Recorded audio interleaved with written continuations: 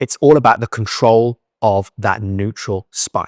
And it's probably best to start out with what a neutral spine actually means. And that is your lumbar spine. It's the maintenance of what's called this natural lordosis, this backward bending curve, being able to hold that still in spite of being pushed off in different directions, or weights or forces or daily life pulling you in different ways. And maybe you have experienced this right now, that you're just walking around in the kitchen or getting up to move out of the living room chair or out of the shops, and you turn one way and boom, that pain comes in. Think about it. It is movement that is the source, or is the cofactor in your flare-ups happening, the injuries happening. You didn't injure it still. You did a movement. And it's the lack of ability to control that neutral spine once you've had that injury that is holding you back. And therefore, this principle must be built first, understanding that whenever any joint has been injured, it loses its integrity to maintain the neutral position, if we will. It doesn't work quite as well. And when we've injured the disc, the facet joints, the segment down here in this lower lumbar spine, most commonly L4-5 and L5-S1, that's